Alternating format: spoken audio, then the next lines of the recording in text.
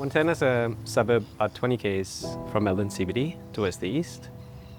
From a built form perspective, it's quite consistent character. We really took inspiration from the traditional 60s architecture of bricks and pitch roofs.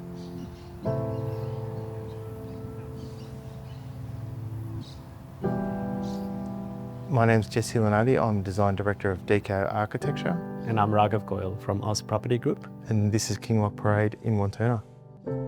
So the site was previously the Wantirna Heights School. It had a lot of significance in the local community.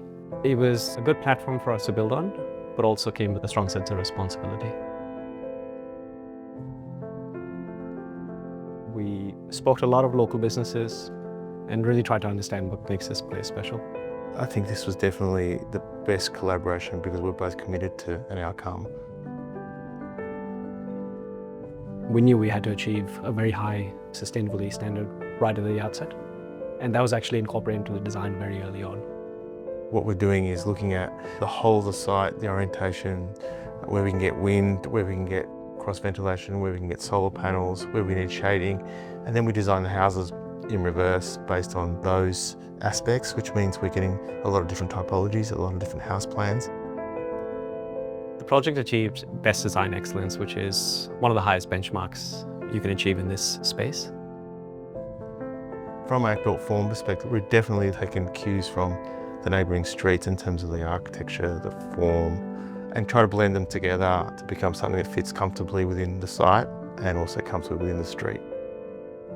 We looked at brick being a key asset, but it was something that we felt was really important because of the context of Wantirna, and a lot of different roof forms which again relate to the streets and the adjoining built form. The interiors of the home are very refined but also pared back.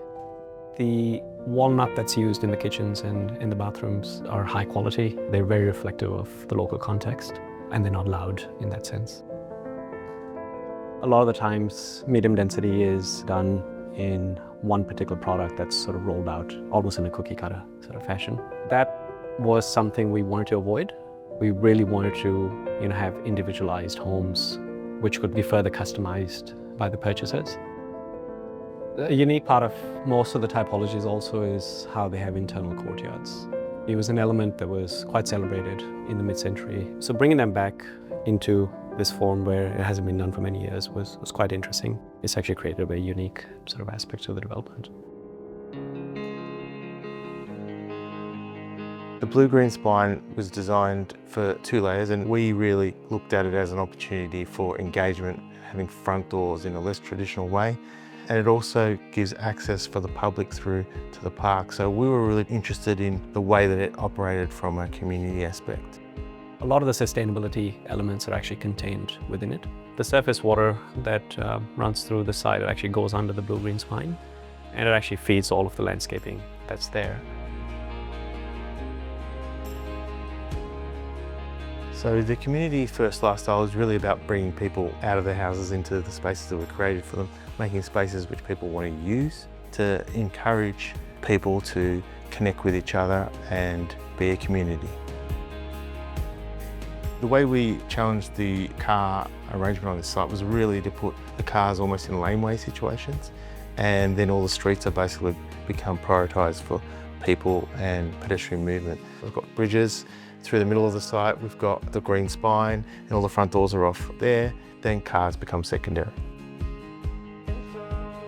When we actually looked into it in a lot more detail, the reason things worked 60 years ago was because they had dense landscape barrier, which was pretty much acting to provide that additional privacy, and that's what we tried to achieve here.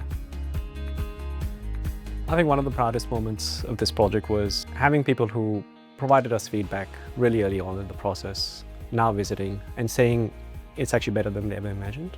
The way the whole thing's come together on a really difficult typology and development site for us has been the proudest thing. I think what this project says about medium density is that you can definitely do it well. It really shows that good ideas belong everywhere, so they're not just for the most affluent suburbs. These elements can be incorporated in our established suburbs as well, and it's probably what Australia needs a lot more of.